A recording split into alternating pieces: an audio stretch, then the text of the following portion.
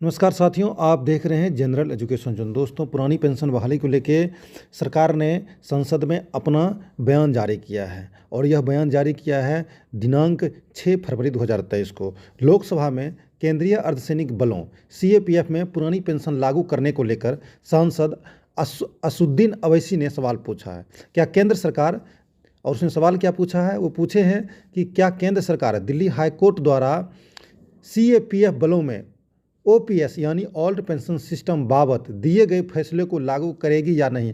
आपको पता होगा, कुछ दिन पहले ही दिल्ली हाईकोर्ट ने केंद्रीय जो सेंट्रल आर्म पुलिस फोर्स है इसके पक्ष में फैसला सुनाया था और सरकार को जो है 8 हफ्ते का मोहलत भी दिया था कि यह एक आर्म्ड फोर्स है और इन्हें आर्म्ड फोर्स को पहले से पेंशन लागू है तो इन्हें भी पेंशन देने का प्रावधान किया जाए। इस पर केंद्र सरकार के वित्त मंत्री क्या बोले, इस वीडियो में पूरा आपको बताएंगे। इससे पहले आपको बता दूं केंद्रीय अर्धसैनिक बलों का संगठन सरकार को यह चेतावनी दिया है कि अगर केंद्र सरकार दिल्ली हाई कोर्ट के फैसले के खिलाफ सुप्रीम कोर्ट जाती है तो सारी संगठन, पैरामिलिट्री फोर्स, उसके परिवार होली हम नहीं मनाएंगे। यह फैसला किया है और इसके रिगार्डिंग उसने आंदोलन का भी चेतावनी दिया है। आइए आपको सुनाते हैं कि यह आखिर क्या प्रोसेस है पूरा। इस पर जो है केंद्र सरकार का क्या जवाब आया आपको हम बताते हैं। वित्त राज्य मंत्री डॉक्टर भागवत करार ने यह जवाब दिया है कि केंद्रीय अर्धसैनिक बलों में एनपीएस लागू है, उसमें पेंशन स्कीम के सभी लाभ बताए गए हैं। 1 जनवरी 2004 के बाद भर्ती हुए सभी कर्मियों पर एनपीएस लागू होता है। दिल्ली हाईकोर्ट ने 11 जनवरी को इस बाबत फैसला सुनाया है कि सीएपीएफ में पुरानी पेंशन लागू की जाए।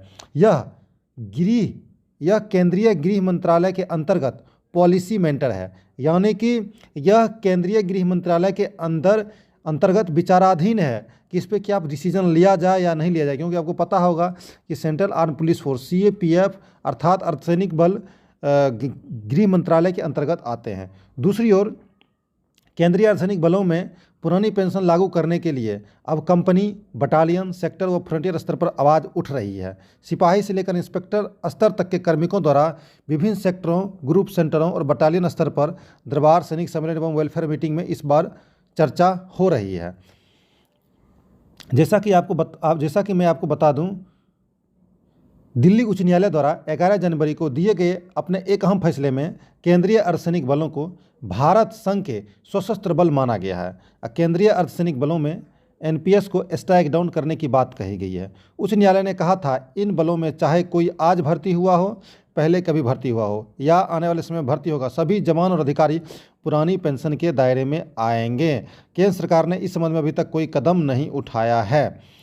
तो जहाँ तक देखा जा रहा है कि विपक्षी दल भी पुरानी पेंशन को मुद्दे को लेकर काफ़ी जो है तुल पकड़ रहा है।